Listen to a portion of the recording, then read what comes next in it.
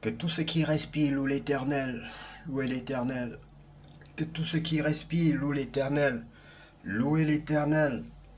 Que tout ce qui respire loue l'Éternel, louez l'Éternel. Psaume chapitre 150, verset 6. Bonjour bien-aimés, c'est l'heure de la prière et de la repentance.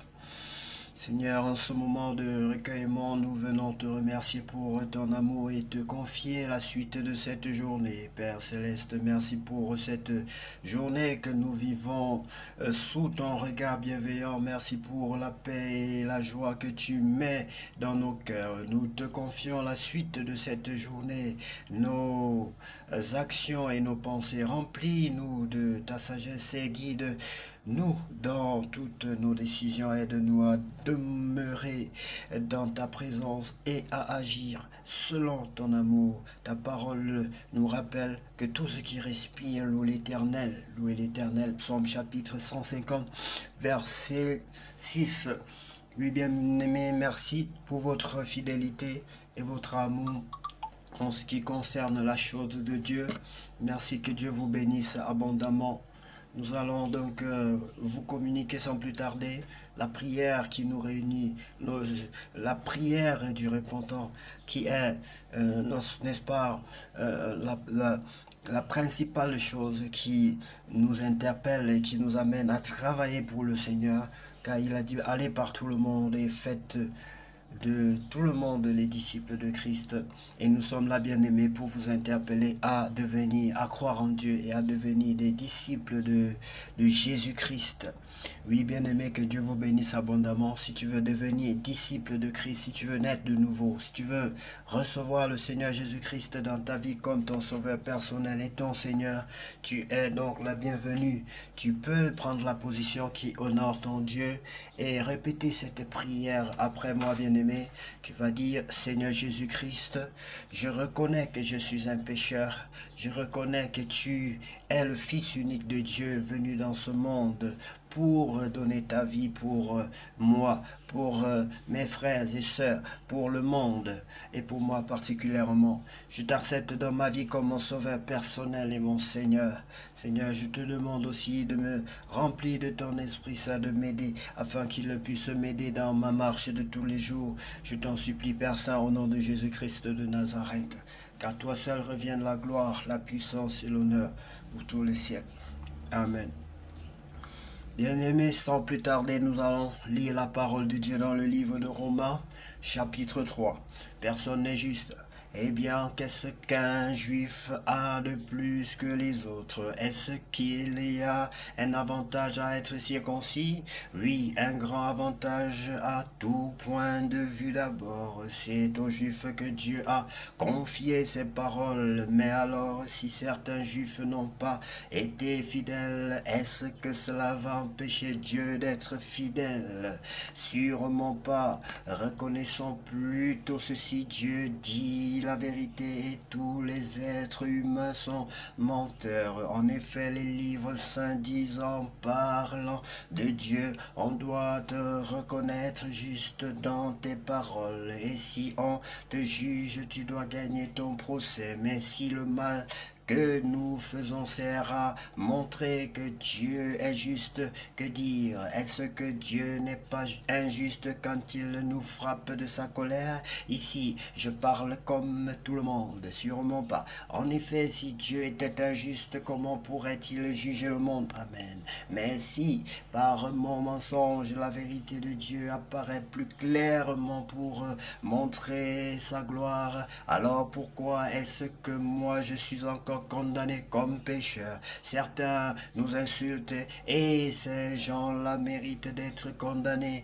Ils nous accusent de dire faisons le mal pour qu'ils en sortent du bien. Alors pourquoi ne pas faire ce mal?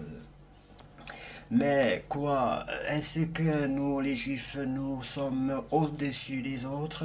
Pas du tout. J'ai déjà montré une chose, les Juifs et ceux qui ne sont pas Juifs sont tous sous le pouvoir du péché.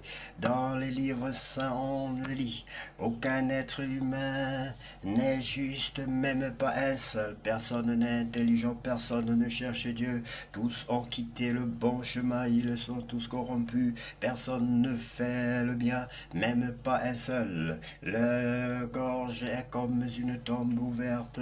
Avec leur langue, ils trompent les autres. Sous leurs lèvres, c'est le poison de la vipère. Leur bouche est pleine de malédictions et de paroles blessantes. Avec leurs pieds, ils courent rapidement pour aller tuer. Ils détruisent tout sur leur passage et ils sèment le malheur, le chemin de la paix. Ils ne le connaissent pas. Ils n'ont aucun respect pour Dieu. Pourtant, nous le savons tous que la loi dit, elle le dit pour ceux qui doivent obéir à la loi. Alors personne ne peut donner d'excuses et le monde entier est reconnu coupable devant Dieu. C'est pourquoi aux yeux de Dieu, personne ne sera juste en faisant ce que la loi demande. En effet, la loi permet seulement aux gens de savoir qu'ils ont péché. La foi en Jésus-Christ rend juste.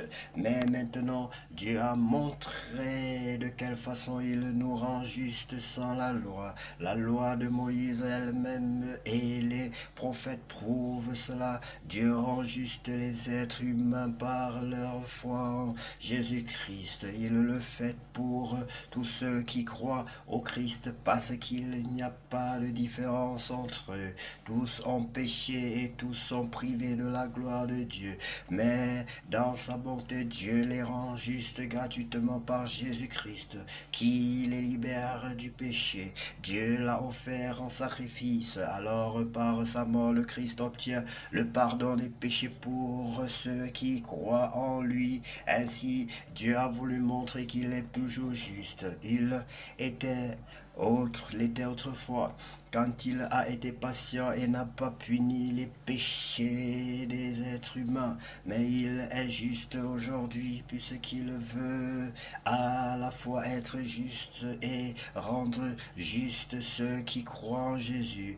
Alors, est-ce qu'il y a encore des raisons de se vanter? Non, pas du tout. Pourquoi donc? Parce que ce qui compte, ce n'est pas d'obéir à la loi, c'est de croire. Oui, nous pensons ceci, les êtres humains sont rendus justes parce qu'ils croient et non parce qu'ils font ce que la loi demande. Ou alors, est-ce que Dieu est seulement le Dieu des Juifs? Est-ce qu'il n'est pas aussi le Dieu des autres? Si, bien sûr. Il est aussi le Dieu des autres peuples, parce qu'il n'y a qu'un seul Dieu. C'est lui qui va rendre juste les Juifs à cause de leur foi.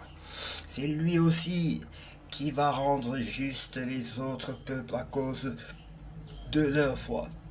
Donc, quand nous croyons, est-ce que nous rendons la loi inutile? Sûrement pas. Au contraire, nous donnons à la loi toute sa valeur. Béni sois-tu pour ta parole, Seigneur. Ta parole, c'est la vérité. Ta parole, c'est la vie. Ta parole nous guérit. Sans ta parole, nous ne sommes rien et nous ne pouvons rien faire sans elle. Ce que tu fais pour nous, Seigneur, est au-delà de ce que nous pouvons penser ou imaginer. Ce que tu fais pour nous, personne ne peut le réaliser. Merci pour la force que tu nous donnes cette mi-journée, pour la santé et pour le bien-être.